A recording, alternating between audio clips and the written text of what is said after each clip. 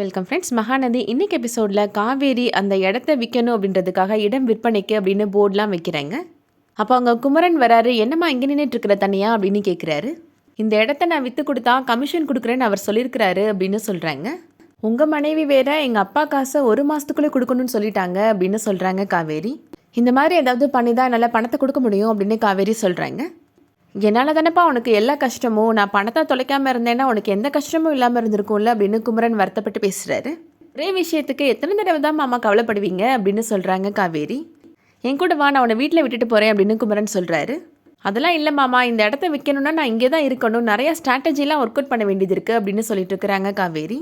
இதுக்கிடையில் கங்கா ரெஸ்ட்டே எடுக்காமல் துணியை ஸ்டிச் பண்ணிட்டு இருக்கிறாங்க. ஏன் கங்கா கொஞ்சமாவது ரெஸ்ட் எடு, ஏன் இப்படி தொடர்ந்து வேலை பார்த்துட்டே இருக்கிற அப்படின்னு குமரன் கேட்டுட்ருக்கிறாரு.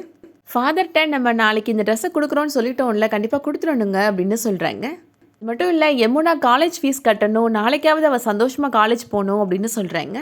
சரி, பாட்டு கேட்டுகிட்டே வேலை பார்க்கலாம் அப்படின்னு சொல்லிட்டு குமரன் பாட்டு போடுறாரு. இளையராஜா சாங்னா எனக்கு ரொம்ப பிடிக்கும் அப்படின்னு சொல்கிறாரு.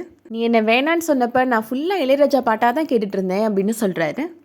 உனக்கு நிச்சயதார்த்தம்னு கேள்விப்பட்ட உடனே எனக்கு மனசுக்கு ரொம்ப வருத்தமாக இருந்துச்சு, அப்போவும் நான் இளையராஜா பாட்டாக தான் கேட்டுட்டு இருந்தேன் அப்படின்னு சொல்கிறாரு குமரன். நிச்சயம் நின்னதுக்கப்புறம் எத்தனை பாட்டு சந்தோஷமாக கேட்டீங்க அப்படின்னு கங்கா கேட்குறாங்க. ஆனால் மாமா அப்போ இறந்துட்டார்ல அப்படின்னு சொல்லிட்டு ரொம்ப ஃபீல் பண்ணி பேசுகிறாரு குமரன். சரி, நான் உங்களை விட்டுட்டு வேறு யாரையாவது கல்யாணம் பண்ணிட்டு போயிருந்தேன்னா வருத்தப்பட்டு எத்தனை பாட்டு கேட்டிருப்பீங்க அப்படின்னு கங்கா கேட்குறாங்க. இந்த பாட்டை கேட்டுகிட்டே நான் செத்து போயிருப்பேன் அப்படின்னு ரொம்ப ஃபீல் பண்ணி பேசுகிறாரு குமரன். குமரன் கங்கா மேலே பாசம் வச்சுருக்கிறத கொஞ்சம் கொஞ்சமாக ரியலைஸ் பண்ணுறாங்க கங்கா.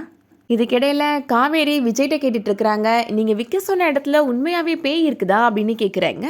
ஏய்யா நீ என்ன சொல்கிற அப்படின்னு கேட்குறாரு விஜய்.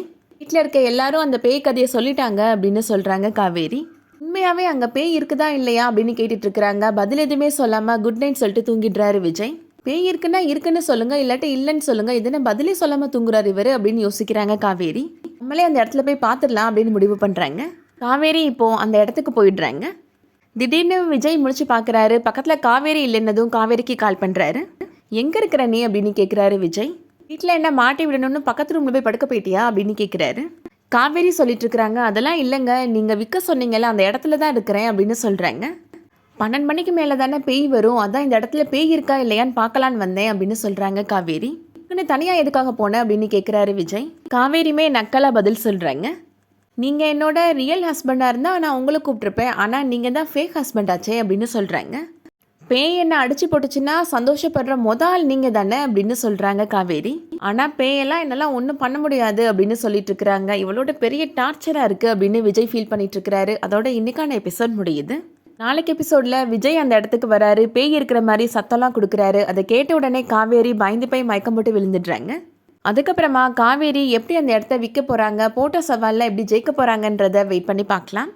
இந்த வீடியோ பிடிச்சிருந்துச்சுன்னா லைக் பண்ணிக்கோங்க. சீரியல் அப்டேட்ஸ்க்கு நம்ம சேனலை சப்ஸ்கிரைப் பண்ணிக்கோங்க. தேங்க்ஸ் ஃபார் வாட்சிங்.